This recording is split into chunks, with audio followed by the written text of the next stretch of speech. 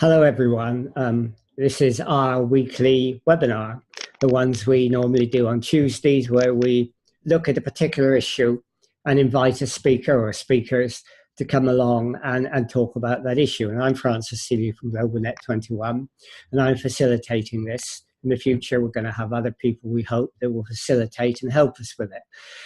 But you got me again, so sorry about that. Anyhow, what we're going to do in this webinar is we're going to look at self-organization, self-organized learning. We did a really successful meeting in the House of Commons on that, which Bambos Charalambas, a brand new MP, hosted for us because his passion was education. And we looked at self-organized learning, which is learning where you get a community of students together who work together around an issue and use the internet to do it. And it was pioneered in India by Sugata Mitra. Now, Sugata Mitra actually started it in the slums of India and got people using this method of self-organized learning, using the internet, and they learned far quicker than they would in an organized system of schooling. And that experiment formed the basis for the film Slumdog Millionaire. Now, it's being used now in places around the world, and it's being used for educating English as people who are not from England, learning English as foreign language. And that particular way of doing it has been very successful. And we've got Varinder Unlu, who you can see here, and she's going to do the presentation for us. And she's done a lot of work on using self-organized learning, creating what's called a self-organized learning environment to actually teach foreign students English as a second language. Anyhow, thank you, Varinder, for doing this. And I'm going over to you now. Hello, everyone. My name is Varinder, as Francis said. Thank you very much, Francis, for inviting me to do this. Yes, I will be giving a talk on self-organized learning environments and my experiences with it. So self-organized learning, I was unaware of what this term was until about three and a half years ago, where I went to a conference in Harrogate. It was a teachers' conference, and Sugata Mitra was giving the closing plenary there on the future of learning. I was fascinated by what he was saying and where he thought education would be in the future. A lot of people didn't really like what he was saying, in that they thought he was suggesting that teachers would eventually become obsolete. The main points I took away from his talk were that good teaching needs to be available to everybody, no matter where they are in the world, and also good teaching environments need to be available for teachers. So, having good resources, having schools where they're not having to struggle to find things to teach students. And so he was looking at both sides of things. So there's the student and the teacher relationship as well. I contacted Sugata and wanted to find out if we could actually work together and do a little bit of research in teaching students English, because that's my background. I do a lot of ELT work, English language teaching work. And he agreed, and I worked with his team in Newcastle, the University of Newcastle, and we actually ran some classes in this way, and the results were actually quite interesting. So before we actually go to what self-organized learning is, and I'll give you my experiences of it, I'm going to actually show you a short video of Sugata and what the school in the cloud is. Can you hear?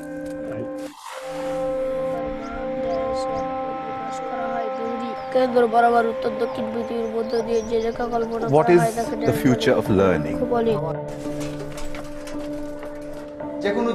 Schools as we know them now, they're obsolete.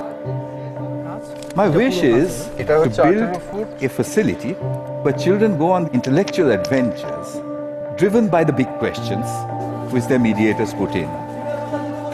It will be called the school in the cloud.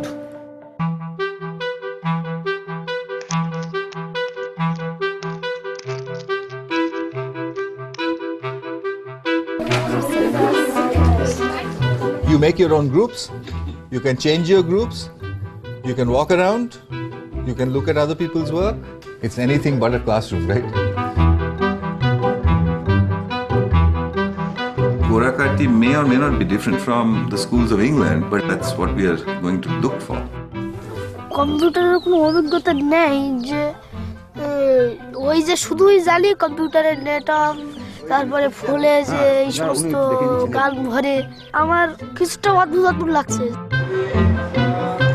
It's 7 minutes from zero to the first game appearing on the screen.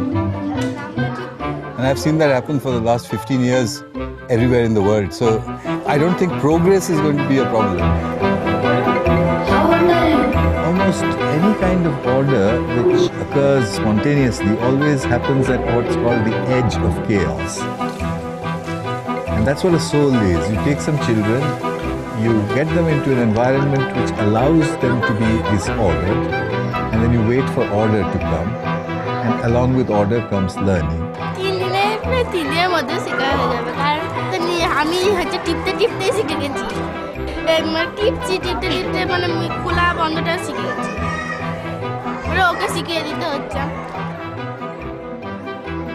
The worst of the possibilities is that you come back here 5 years later to be a cowshed. The best of the possibilities is that if the assessment system is changed, you will find it's packed all the time. It's not about making learning happen, it's about letting it happen. So that film shows you a little bit about, sort of, it gives you an overview of what SOLS is. So what he did was basically set up these small cafes almost around India, where children would go in and just play about with computers, and eventually he developed that into something much more educational by employing what he calls grannies in the cloud. And they're retired teachers who are beamed in through the internet, so that they can teach these kids through a computer. The other thing about SOLS is that he believes that the teacher doesn't need to be always present in the classroom. By just setting a question and allowing the students to go and discover the answer themselves means that they get a much deeper learning experience. So I was really interested, and I wanted to find out if this would work with our students, and this is what I did with SOLS in English language teaching. So first of all, what we needed to do was we needed to find some students who weren't learning anywhere else, and they were just perhaps working in London, but weren't having any English lessons. We managed to find 18 students who were willing to take part in our experiment. And their level of English at the time was pre-intermediate, which is quite low. It's just above begin level. The other thing I had to do was really try and convince the school as well that we wanted to do this and find out if this would work. So it was really important to get the school on side as well, because you don't want people to feel threatened by this new approach. There was some resistance from staff at the start, because they felt that I was trying to replace them with computers, which wasn't the case, but that's how most people kind of perceived it. And the teachers who took part in the research were also very important. I chose two very different teachers to help me with the research, and one of them was a very qualified teacher with very many years of experience under his belt, and the other teacher was someone who just recently qualified and had very little experience behind her. And I just wanted to get the 2 points of views from the two different teachers to see how it would affect them as well as teachers, and what sort of impact it would have on their teaching in the long run.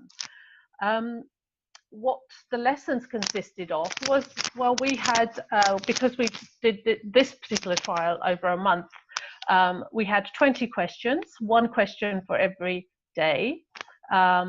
What we were told to do was that we would go in with a question. We would do a very short lead in with a question just to raise the students' awareness or interest rather in the topic. So for example, the first question was, how does the brain work? We put the question up on the board and asked the students if they had any ideas about this. We had a few questions about brain, what the meaning of brain was, because these were language learners, remember. And there were other students in the group who were able to explain to the ones who didn't know what brain was, and so therefore they were sort of peer teaching already.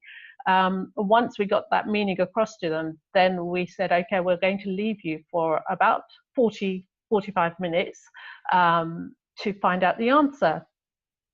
And that was it, and we walked out of the classroom. The students were really shocked by this at first, because they had never been taught in this way. It was, you know, they're adults for a start.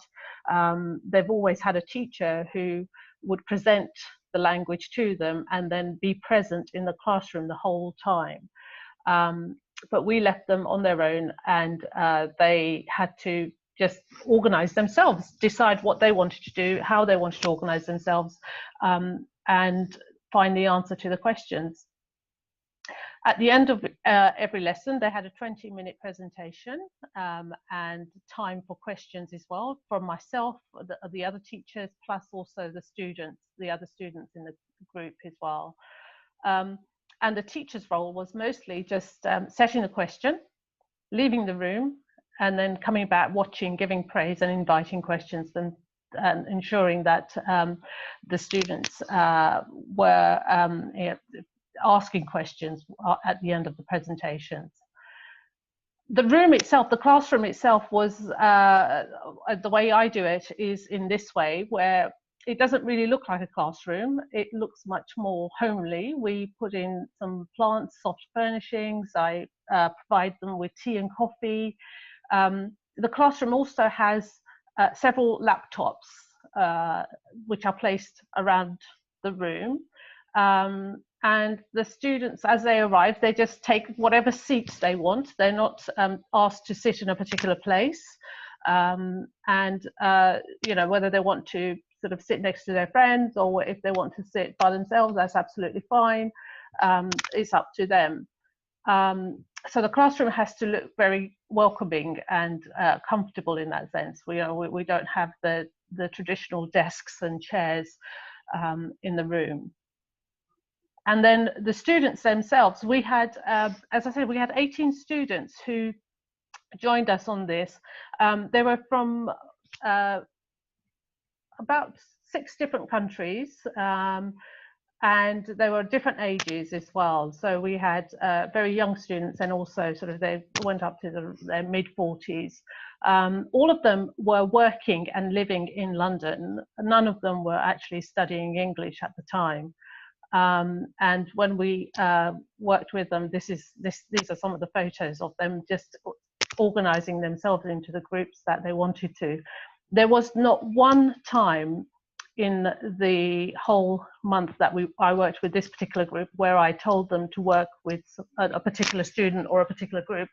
I would just set this question and just leave them to it, and they would actually organize themselves in the way they wanted to.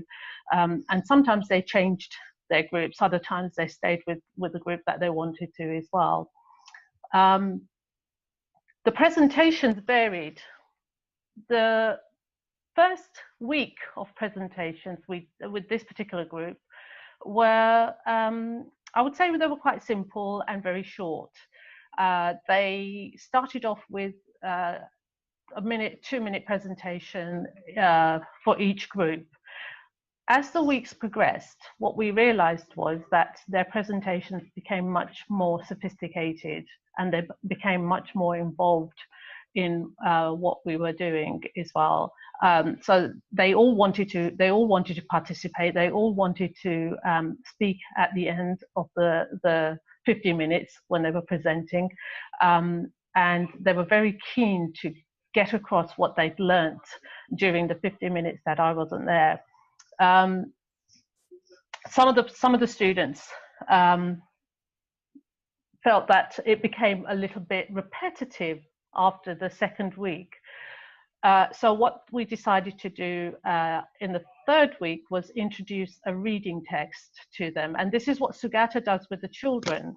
But the reading text has to be at least 3 or 4 levels above the level of reading that the students have. So with the English language students, I gave them, they were pre-intermediate students, I gave them advanced level reading text. And then what happened from that was quite amazing. We left them for 50 minutes with comprehension questions for the reading, and came back to check to see if they had found the answers or if they'd got the answer to each of those. And in fact, they did. They all managed to get the answers right. I mean, now they were working collaboratively. They were working in groups, and they did have the computers to use as well. So they could check language and they could check answers there as well. But the fact that they got all the answers right on a very advanced level reading text, which they shouldn't really, but they did, was quite amazing. We also gave them grammar and use of English test as well during the third and fourth week, which again they did very, very successfully as well. There were times where we thought, well, let's try perhaps maybe see what happens if the teacher is present in the room while they're working on the presentation. So there were a couple of occasions where I or one of the other teachers did sit at the back of the room to see what would happen and how they would react to that. And it was quite interesting that when the teacher is present in the room, they do look to the teacher to support them and guide them in that way. And that doesn't help them in any way, really. They're more than capable of getting the information they need from the internet. Some of the questions that did work with these particular students, or the English language students, were these. So how will we access the internet in 2065? What's the best way to learn a language? How can children learn language? Can children learn languages more quickly than adults? If so, why, etc. Why does memory decline as we get older?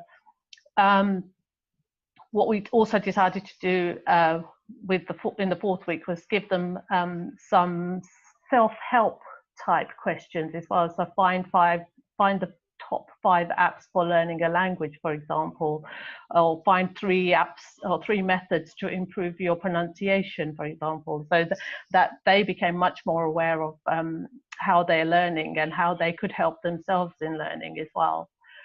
The questions that didn't work with this particular group were things like, what's the best and worst place to live in the world? And now that's quite a common question we ask students anyway, but interestingly enough, it didn't really work in this particular case. The students felt it was just, a little bit simple, and they came back with presentations about where they lived, and it's just a very kind of superficial sort of presentations that they gave with this question. And so, the questions that we think are going to work often don't. What you need to do with these questions is really find very big questions in terms of, that the questions that are going to really question them, make them think, and make them go and research what they are answering when they're preparing their presentations. We've also, what I've also started doing since I got involved with SOLS is asking the students to create their own questions. I do this a lot with them because I think it's really useful for them to think about what they're doing. So it's complete control over to the student. And here are some of the questions that they have come up with. So things like, what would happen if there were no moon? will we ever be able to live on another planet? Why is English considered the international language? Does love exist? If so, where is it? Why is money so important? Why are we so sleepy in the morning, etc.? So these were all questions that came from the actual students, and then they chose the one that they wanted to go and research and find the answer to, so, which I thought was very, very good as well. And these questions worked really, really well. What's fascinating about SOLs is that the teacher doesn't have to be ever present. If you look at some of these pictures, these are adult students, fee-paying students actually, and they're working by themselves, looking at the question and creating their presentations, and they're like children. They were on the floor with crayons, with pens, with their laptops, with their mobile devices, just trying to get their presentations as they wanted to, and then presenting them to the rest of the group. This was just one of those moments where I was just blown away by it, because I didn't think that students would behave in this way without a teacher. With the findings, what we found was that there was a huge difference in the students, and the most noticeable one was their confidence and the fluency level had improved. Normally with language learners, what happens is that they, especially when they're presenting, they're very reluctant and often don't want to do this. And confidence is something that you can't teach. It's something that has to come from the student, the learner. And we found with this method, their confidence just increased week by week, day by day. And their level of fluency improved incredibly. We also noticed that there were certain students who, felt that at the start of the lessons, they were quite a bit lower in level, and by the end of the 4-week course, their level had improved quite considerably. And they were able to stand in front of the group and give a presentation of 2 or 3 minutes, which was fantastic. The most important thing about SOLs, I would say, is that it is very much about collaborative learning. Never mind the actual technology that you're using. It's not so much about the technology, it's about bringing students together and learning together. And that way they're supporting each other and almost peer teaching. It really supports critical and metacognitive thinking and their presentation skills, which is very much what we need to be teaching kids, learners these days, because it's very much where the world is going. I mean, one of the things that Sugata Mitra says is that we are still teaching in our schools, we are still teaching our kids in the way that they were taught in the Victorian times, in this kind of where they're in lines and, from a curriculum. We're not giving them the freedom to present how they want to present their work. And this way they get that opportunity to do that and take ownership of their learning. And because they're actually going in and researching the area themselves, that learning is much, much deeper. They remember it better rather than a teacher standing at the front lecturing them. I just like this quote. I mean, the function of education is to teach one to think intensively and to think critically. Intelligence plus character, and that's the goal of true education. And I think that's kind of sums it up really well. And this quote comes from Martin Luther King from way back when, but we still seem to be stuck at the same way of doing things as we have been for the last 150 years. Collaborative learning brings about sharing of ideas, discussion, interaction, brainstorming community. It creates a community feel as well. The students that I had, they thoroughly enjoy working in this way and discussing and really questioning everything we do in class, which is what I want them to be doing, rather than me spoon feeding them knowledge. And it's very much hands-off teaching, which does cultivate metacognition. You know, when you step back, the students then start thinking about what they're doing and how they're doing it and how they're reaching the answer that they want to reach as well. So when we're there, we're very much supporting that. But if you allow the students to just get on with it by themselves, it's actually much better for them, because you're not there to spoon feed them.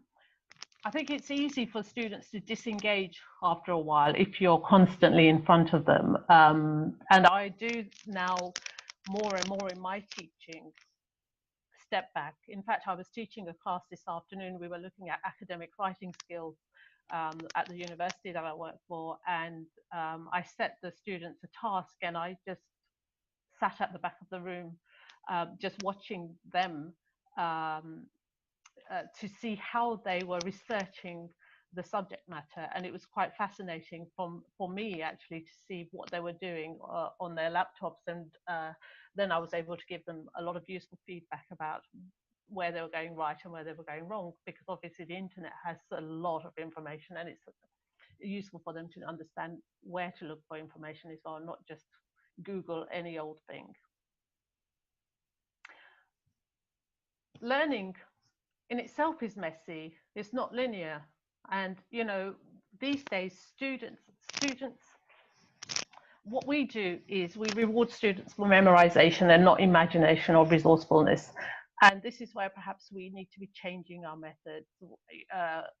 Exams are great, of course we need to test students as well, but I think we over test students. I think we, you know, what are we testing as well, and how are we testing them? Is it a test of memory, or is it actually a test of knowledge? So we need to be really careful about how we are doing that. And as I said, learning, you know, it's not ever linear. We're all learning very differently, and in our brains it's a very messy process. So what, as Sugata says in his video that you just saw, you know, at the edge of chaos, learning happens. And this is what happens in a soul's classroom. If you allow the students the freedom to learn and go and research by themselves, learning will take place, and it does take place. And it's quite interesting how well they can do it by themselves as well, with you as the facilitator in the room, rather than the teacher, the all-knowing, all-knowledgeable teacher. Let's go to some questions then and see where we go from there. I mean, you talked about, first of all, when you started doing this, having teachers before you who were resistant. And Evan Parker says, you know, what is the role of the teacher in this? Because I guess to stop their resistance, you've got to make it crystal clear what their role is. And when they're used to doing it in a traditional way, it's not easy for them. Absolutely. And the two teachers, well, any teacher that I've worked with, initially there is a lot of resistance to it, because they feel that as a teacher they need to be standing there supporting the students. It's not until they've tried it that they realize actually that it's not about the teaching, it's about the learning, and what learning happens as well. So with the two teachers that I started this experiment with, it was quite interesting. Both of them were very different in their approaches. One was very inexperienced, the other one was very experienced. But at the end of the 4 weeks that we spent together, both of them came out feeling the same way, that they were sometimes not needed in the classroom. And it was okay to step back a little bit and allow the students to explore by themselves too. And I think that's really important, is that, you know, you try it first, try the approach first and see how it goes, and then try and decide what you feel about it. I think as with anything, we feel like we're indispensable. I presented a lesson today in using this method, but I was at the end present, and we had a very interesting discussion about the topic that I'd set the students, and I became a facilitator because the discussion was quite heated, and that was interesting for the students, you know. For me to not be lecturing them, but also just facilitating rather learning. I mean, you said that. I mean, you quoted the quote. You know, at the edge of chaos, learning happens. Well, that must frighten the hell out of teachers. Of course it does, because we like control as teachers. I'm a teacher. And you know, we want to know what's going to happen. We want to know what the outcomes are going to be, and we want to have, you know, we've got our objectives at the start of the lesson, and we've got the curriculum that we need to follow as well. But we need to also understand that our students have a brain which works, and you know, they want to be exploring much more than just what you're presenting them. And we need to be allowing them to do that, so the learning becomes a little bit more holistic rather than just focused on one area. When they're researching a question, so when we've set them a question and we say, right, okay, go and find out what the answer is to this, they're not just looking at that particular question, they're coming across a lot of other information as well at the same time. And that's actually, you know, quite useful for them to understand that. When you set a question like how does the brain work, you'll find that if you've got 3 or 4 groups within the class, each group will come up with a different presentation. They will never come up with the same presentation, and that's quite interesting as well. So they all have different things to say because they've researched differently. Yeah, I mean, that was one of Terry's points. I mean, what sort of questions do you ask students? And I mean, it seems to me that in a way, the teacher has to do it on the hoof. They've got to do it experimentally. A teacher would normally probably have a developmental plan of teaching. And sometimes if you do it this way, you may have to throw that up in the air and say, I've got to start again because this isn't quite working. I had predetermined it, because I've always done it before, but in this environment, something else has got to happen. And I've been choosing questions which are too political, and all the questions they seem to want are about personal things. So I've got to readjust. So how does the teacher do that? How does he or she choose the questions that he thinks is really appropriate for that group? Well, first of all, you need to know your group. And you need to know what their interests are a little bit as well. So that's where that comes in. Also, the subject that you're teaching, depending on what you're teaching them. So the question could be based around that. I would suggest if you are struggling with the questions, there's a really good resource with this. If you go to the School in the Cloud, which is Sugata Mitra's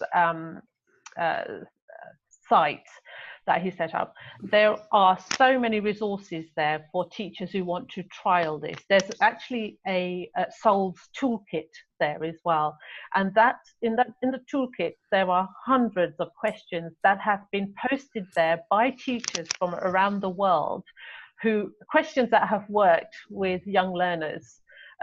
So we've got questions from the States. In Australia, they did this in Australia in some schools, and it's worked incredibly well with their learners.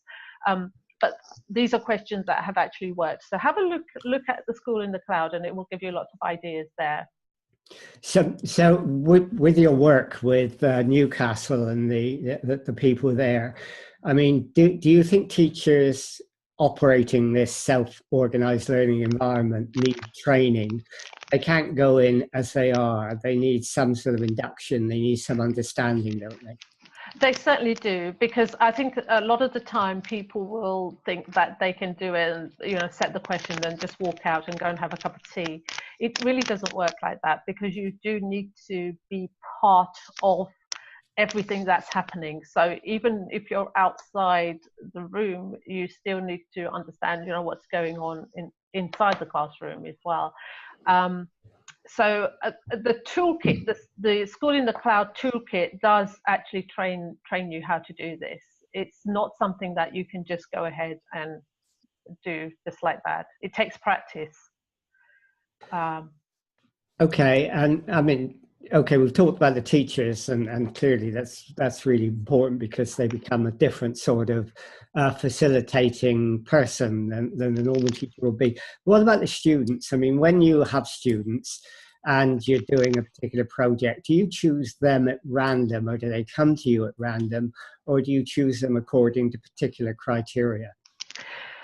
I no longer do experiments. I actually teach in this way, because I found that it's very, very effective.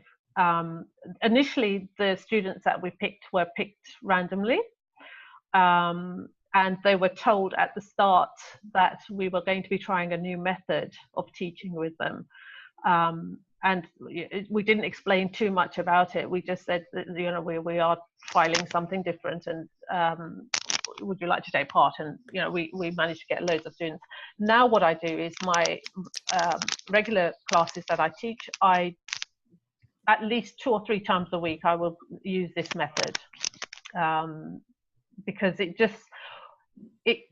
gives a variety to your classroom, but also it gives the students a little bit of freedom. You're not there just breathing down their necks all the time as well. So I do it all the time with the classes that I teach. Now, when you have a normal classroom and you've got rows of people and a teacher in the front, you get disruptive students, and you often get a disruptive class sometimes. Now, Peter asked that, do you in the self-organized environment also get, you know, the clever one, the one who really wants to take over, or the disruptive one, or the one really isn't interested and he's going to destroy the whole atmosphere? It's quite interesting.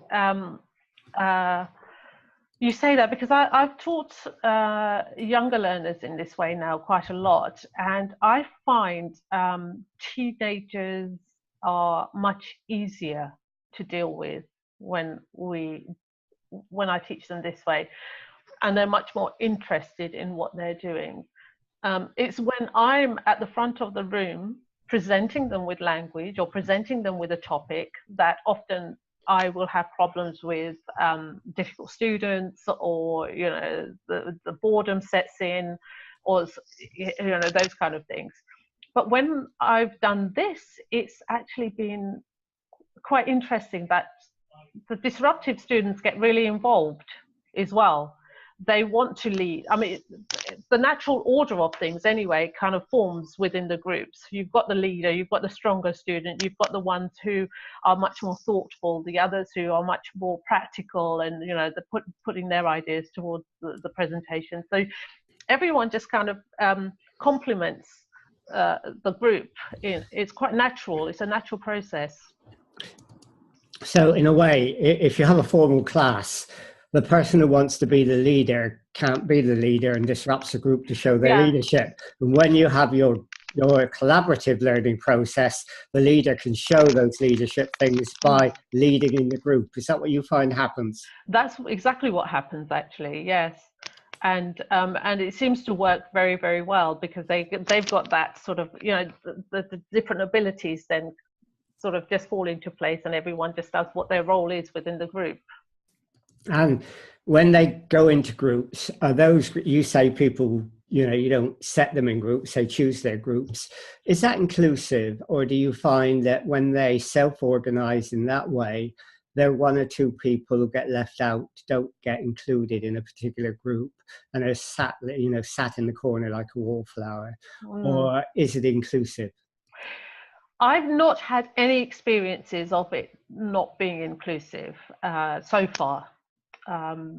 Who's to say that won't happen? But all my personal experiences of teaching this way, I've had students just form groups, and within those groups they do switch around as well. So if they get bored with one particular group, they're allowed to move to another group, and we tell them that, you know, you don't have to stay in one place, you can just move around and do what you want. But I've never had a student being left out. which is lovely, really. I thought that was going to happen with the adults. In fact, I thought the adults would be a little bit more reluctant to do that. And in fact, they were very, very good at just getting themselves together. And how do you assess the level at which students are at in this sort of environment? We have a test. We have language tests, obviously, where we can give them a test and find out what level of English they're at. And then at the end of their course, we'll give them an exit test as well to see how much improvement they've made. So there are specialized tests that we give them. But you can also, I mean, you know, when you're looking as a teacher, you can also assess anyway as an ongoing process, you know, formative assessment throughout the courses there, and you can see the actual improvement in the student's level. Okay, I mean, Terry's raised a point, and I'm going to leave that until the very last because I think it's quite an interesting and important one. But let's take two other examples. I mean, you talk about that what's important about your system is its collaboration. Does that mean it can work if there's no computers? Because some people are not going to be very good at computers. You've got a fairly young audience, but could you do this with an older audience who have no digital skills? Absolutely.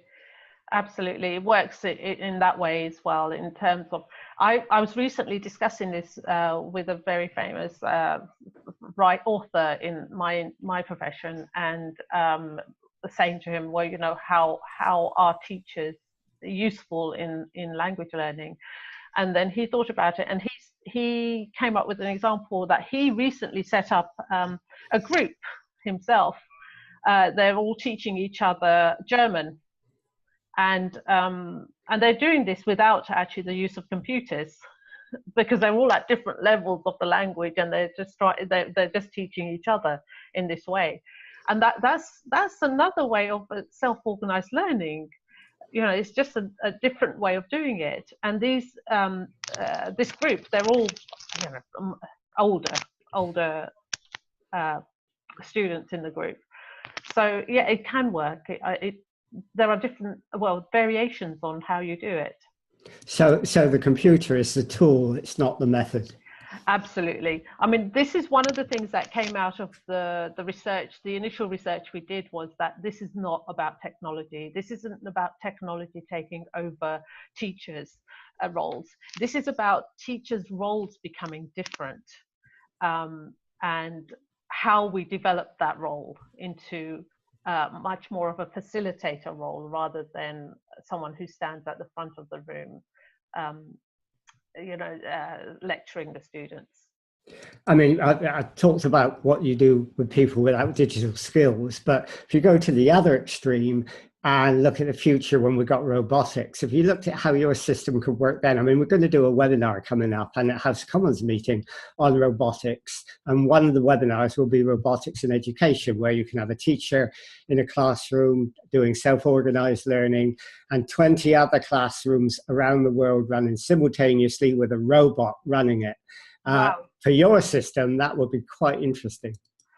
I've not heard of that, actually. That sounds fascinating. Yes, that's the other extreme of it, isn't it?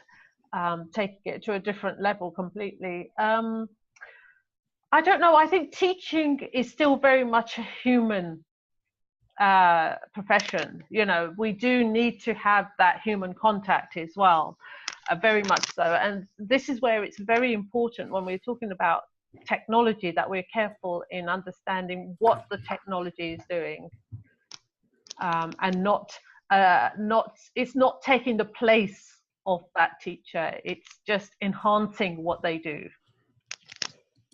Is that the main resistance from teachers, the fear that they will become redundant? Yeah. I mean, and again, robotics might make some redundant, but in the case of the webinar we're doing, it's going to places which don't have teachers, can't afford teachers, they're not around. Yeah. So you can provide a teacher at a distance. You've got distance learning, and then you've got collaborative learning going on at the same time. Yeah. So have you done that, distance learning and collaboration? Absolutely.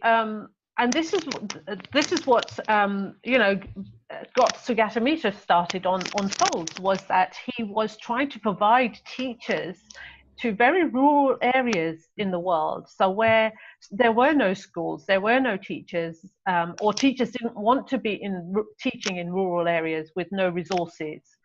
By setting up these schools where he could use technology to beam in the teacher on a screen. So the teacher was there, but just not in person, and teaching a room full of students that way. And it has worked. And actually in South America, they do this very, very successfully, where you've got the English teacher on a screen, and you've got the actual classroom teacher there present in the room with the students. Yeah, I mean, that Peter's saying robotics might be good, but they don't help with relationships, and that's a real problem. Evan also says that there's a lot of software developing that helps with peer-to-peer learning. So in a way, the technology is important. I mean, it isn't just the method. Sometimes it's Marshall McLuhan, the method. The message is the method in a way. With you talked about apps, for example, using apps on learning, like Duolingo and lots of these. The technology in that case, especially for a younger generation, becomes pretty crucial to what they do, doesn't it? Well, yes, it does, because the way young people learn these days is very much like that. And if you ask a question, they immediately want to Google it, right? It's not. If you think about how we discussed questions in the past. So if we were sat around having a drink or having dinner, and the question came up, we would talk about it. These days, we don't do that. If a question comes up in conversation, we immediately Google it. And so, the younger generation are doing that more and more. Today was a very good example this afternoon, teaching my group. Each student had their own laptop in a classroom. They brought their own laptops in, and everything we did was just on their laptops. They don't even use pen and paper anymore. It's become like that. It is part of their life. And Evan says, I mean, and I think we said it at the meeting you were at in the House of Commons. I mean, the teacher in your system is no longer the instructor. It's not he or she is not teaching. They're the facilitator, the nurturer, the person that enables and encourages. Absolutely, and that's where it needs to. That's where I'm saying that the role needs to be changed. When we are training teachers, that's how we need to be training them now, not in the traditional methods. And do you know if we're actually doing that in colleges and universities, or are we still back in the old system? Are the teachers at those colleges and universities still also back in the old system?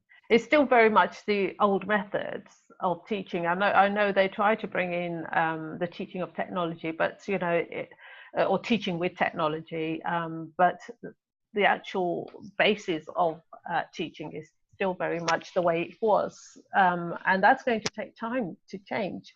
We haven't caught up with it. We haven't caught up with what's happening, unfortunately, and that's technology and the way children are learning, or the way children are doing things these days, is so far removed from what's actually happening in the classrooms, I think, and that is all down to teacher training and questioning the role. Yeah, I mean, Evan says that we're steeped in Victorian methods still. Yeah. And Terry comes up with this nice little rhyming, and I just could use its rhyming slang, I guess. Teacher should be a guide on the side and not a sage on the stage. Absolutely. Which is quite good. Let's go back. It's coming to the end now, and let's go back to Terry's point. It's quite an interesting and big point. He's talking about chaos theory. He said we should value chaos theory, because chaos theory is something where complexity is at its maximum value. And you talked a lot about the way in which people learn nowadays, young people learn in a non-linear way, which is a chaotic way in a sense, because impressions come in all the time and somehow they put it together. And and many teachers are used to teaching in a linear form. It's progressive and so on. And I remember reading a book some time ago, which was in the 60s and before the computer age, but the person who wrote it was arguing that teachers are still in a different pedagogy than the students. And so because there was a different pedagogical approach, the teaching became very difficult. There was a lack of understanding that this new way of learning by students is the way you have to go, because the older pedagogy found that a bit offensive. Yeah, I think that's very true. I think what we need to be looking at is, what are we preparing our kids for, the future generations? What are we preparing them for? What do we want them to be doing? The world is evolving. We're evolving with that, but not quickly enough. What teachers are very much restricted. It's not the teacher's fault, actually. We must really make a point of that. It's not the teacher's fault. It's what there's a wider issue here, because we are stuck with curriculums which make no sense to our children, actually. We are stuck with a syllabus which teachers don't particularly agree with either a lot of the time. They want to have a bit more freedom for creativity. They want to have a bit more freedom to actually meet their learners' needs rather than teach to the curriculum. But so how do we change that? How do we bring about that change? Okay, so we've got the teacher training on one side, which needs to change, but also the curriculum and the way it's set, and the targets that schools have to meet in certain ways as well. Are we just meeting targets, or are we actually taking the learners into consideration here, and what we're preparing them for, and how we're preparing them for that as well? So I think there are a lot of questions around that, I would say. I wouldn't want to blame teachers, because I think teachers are great. Really. Yeah, I mean, Ellen says the system is deeply flawed. Yeah. But in a way, you're saying it's more than just a system, it's the culture. And in a way, you can't blame teachers, because if you're brought up in a particular type of culture, if the people who run our education is brought up in a particular type of culture, if young people coming up are in a new culture, cultural change takes time. Absolutely. And some people are in a terrible hurry to change things, and those people very often get it wrong because they don't understand the cultural imperatives that are happening all the time. If you wanted to change things quickly without destroying things and trying to change culture to make your system more acceptable, how would you go about it? I would give teachers more freedom. I would definitely allow teachers to respond to their learners' needs more. And I think that's one of the reasons why we do have a lot of teachers dropping out of the profession, actually, is that they want to do a job that they feel passionate about, but they're not given the opportunity to do it. And we need to hand back control to teachers. Okay, I think that's a good way to end the webinar, because that does suggest one change that could help push the cultural change much more quickly. Okay, well, thank you very much, Varinder, for doing that. Oh, thank you for having me. Well, that was a really great discussion, and thank you for all the questions and the things that came up. And as many of you know, we'll be pursuing the education theme. Evan and Terry are actually developing that, and we'll be doing a meeting very soon in Conway Hall, where we've got the ex-Minister of Education from Finland talking about their system there and what they do. And we'll be doing some stuff, as I said, on robotics and education as well in webinars. So we'll be taking this theme further and further, and hopefully creating more awareness about what is possible.